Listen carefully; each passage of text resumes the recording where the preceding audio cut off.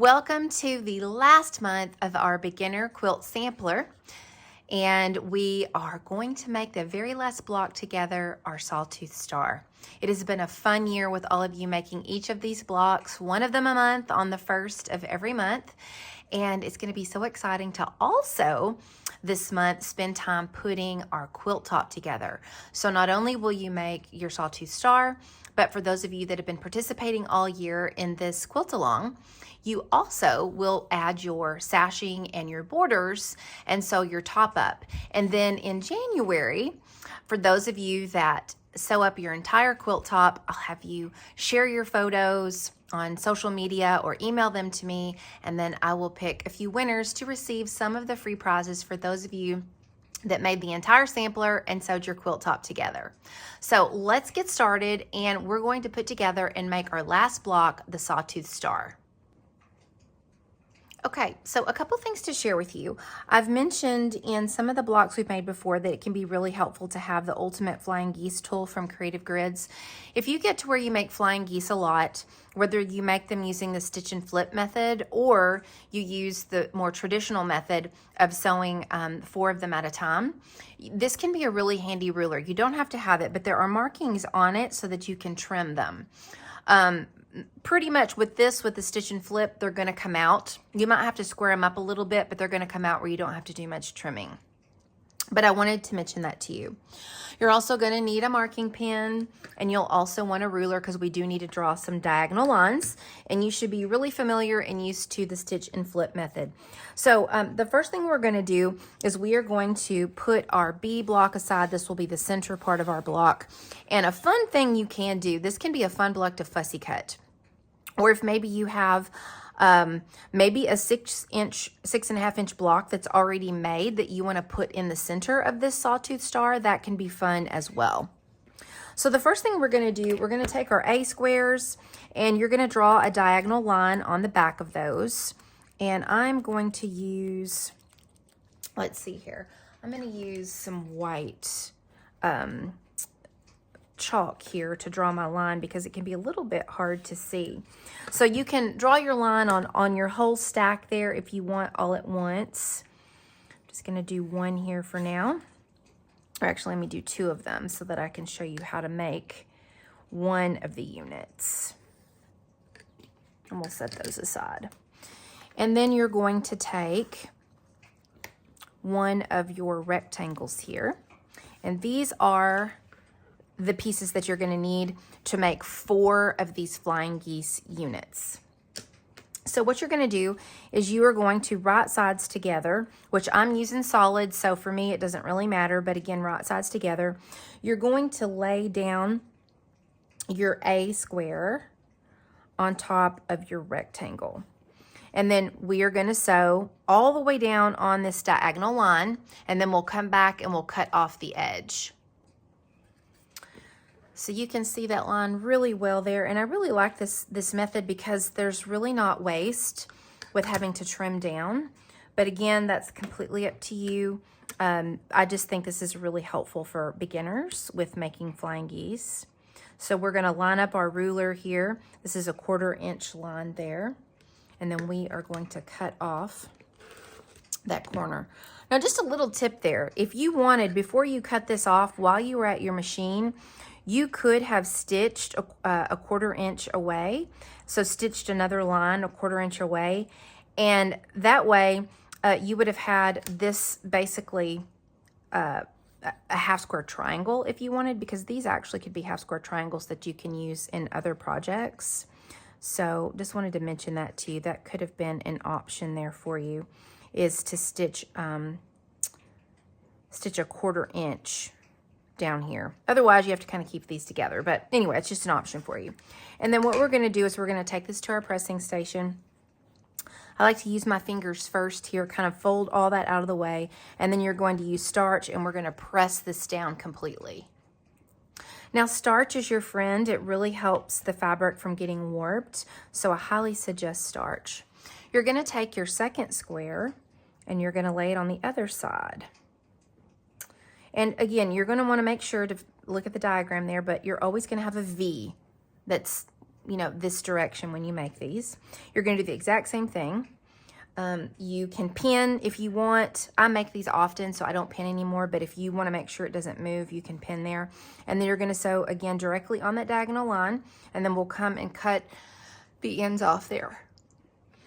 Okay, there we have our second side there sewn. We'll cut that end off. And then we're also going to press this open. So set your seam there, put your iron on top. Use your fingers and kind of press that back like this. Use some starch, and then we're going to press this one completely down. All right, so we've got that made. Now you're going to go ahead and make the other 3. So again, you probably have already drawn all your diagonal lines on yours, and you're going to do the exact same thing with the remaining 3 rectangles. And then once we have those done, we'll actually be able to sew our rows together to complete the block. So go ahead and make the last 3 of these units of your flying geese. And if you need to square them up just a little bit, they're 6.5 by 3.5 inches. And I am using a 1/4 inch seam allowance. All right, we have all of our geese made. And so now we're just gonna I like to lay everything out just so I kind of know how it's gonna look. And we will be using our D squares now. I'll move that down so you can see.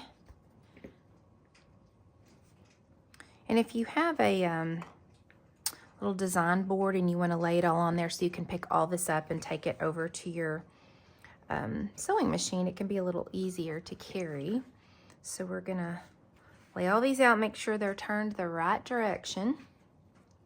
We'll put our last 2 squares down here, and then our B square is going to go in the middle. Isn't that going to be pretty? And can't you see how fun that would be if this was a fussy cut print, or if maybe you had a small block made? Some of you may already know about my double sawtooth star pattern, where the inside of this is actually another sawtooth star. So it's a double sawtooth star pattern, and you can find that on my website. It's actually a free pattern that will be available in February of 2026, and you can download the double sawtooth star quilt pattern. It's an entire quilt pattern. I've had a block for a number of years. That's the free download when you sign up on my newsletter. If you go to my freebies page, you can actually download the entire pattern to be able to make a full quilt using a double sawtooth star. So the centerpiece is a double sawtooth star. It takes a little bit longer to make, but boy, it sure does look really detailed and nice. Okay, we have this all laid out. So now what we're going to do is you're going to take your D square here, lay it right side together, and then you're going to sew a 1/4 inch down here, and then this other D square, same thing, right sides together. You'll sew a 1/4 inch down here, and you'll have that top row done. We're going to do the same thing here for the second row. You're going to fold this right sides together. You'll sew a 1/4 inch down here and fold this one right sides together, 1/4 inch down here. And then we'll do the exact same thing for the bottom row. Right sides together, sew a 1/4 inch. Right sides together, sew a 1/4 inch. All right, so let's go sew our rows. So this row first, this row second, and this row last. Okay, so we've got our rows sewn together, and now it's time to press. So for your top row and for your bottom row, you're going to press out. So this direction towards your D square. So you'll do that for this one, as well as your bottom row. You're going to press out this way towards your D. And then for your middle row here, you're going to press in towards your middle fabric here, your B fabric. And then that way, all of these rows will nest when we sew them together. Okay, so we have all of these pressed really nicely. And so now we're going to take our, you could either do the top or the bottom, whichever one you want to start with first. So you could take the bottom row. If you look at the instructions, it shows the bottom row, but it really doesn't matter. And what we're going to do is we're going to nest our seams. So since we pressed the way we did, you see these kiss up right next to each other, and we'll just put a pin there in it. And then we'll come on over to this side and line that one up as well, and put a pin in it. And then we're going to sew a 1/4 inch all the way down. So we've got the bottom row sewn on, and now we're going to do the same thing with our top row. We're going to nest again, and that makes sure that everything lines up really nicely. And I do tend to pin. Things will shift otherwise on me, so it really keeps everything in place there. We're just nesting that again. We're going to do the same thing. We're going to sew 1/4 inch all the way down. All right, we've got all our rows sewn together, and now it's time to press. And you know, when you sew, I want to show you something here. So what's really important is pay attention right here.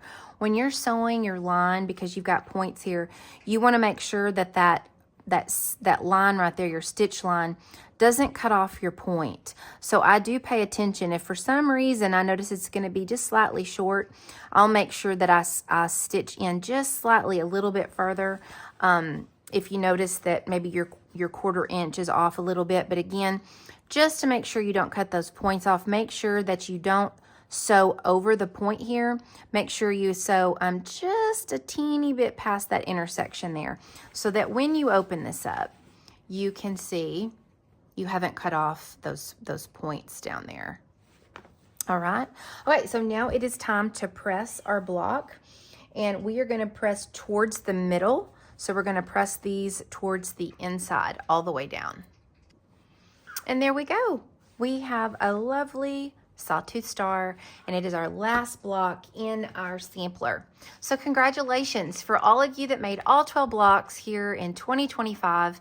It was so fun to make all of these with you, and I hope that for those of you that are new at quilting, you really enjoyed making. These are very simple basic blocks, and there's a few skills that you built along the way this year as you made these, and I hope you are now addicted to quilting. And if you've been a quilter for a long time and just wanted to make it, I'm glad you joined too. So this is what our full quilt will look like once we add our sashing. So sashing is ultimately what goes in between each of the blocks. So you've got strips that are going to be sewn here on the inside between each one of these blocks, and then there is a strip that is sewn in the middle between each of the rows, and that gives some distance between our blocks so that they're not all scrunched up together and everything gets kind of mixed up. And you can't really see that here in the photo, but you will, you know, when you ultimately do that together. And then you have borders. So then you'll have the border that goes all the way around the edge too. And then that gives you just some extra area there. It could be some fun for from special quilting, but also so that you've got room there for your binding and you're not really cutting into your blocks. I am not a fan normally of sashing and binding. I do it on occasion whenever I want there to be a lot of negative space in there. And when I do it, I usually always make sure that the sashing and the borders are all the same within the background fabric. So you can see here I'm using what's called vanilla. These are all Benartech solids. And that's just a personal preference of mine. I know that a lot of time for a lot of traditional quilters, they like to use a different color border around there. You do what works for you and what makes you happy. But I feel like for this particular sampler, it really makes the eye focus on the actual blocks that you've made when you have like a solid color in all of your borders and your sashing match. And then I'm going to use a pink all the way around the edge to be able to finish that off with the binding.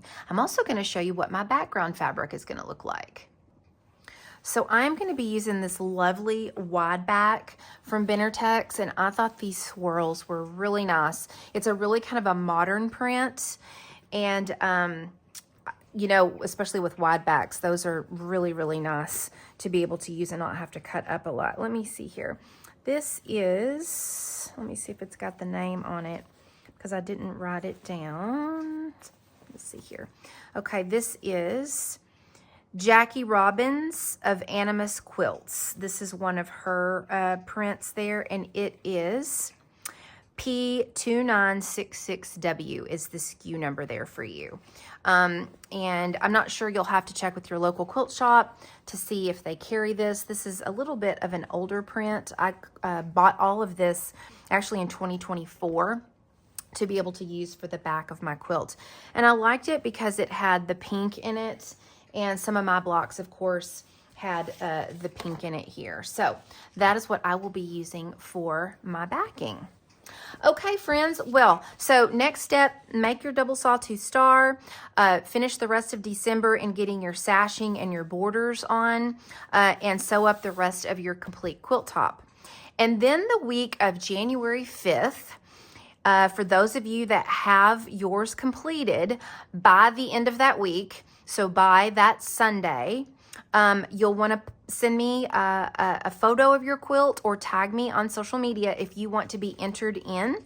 For those of you that finish the entire quilt top, there will be some prizes to give away.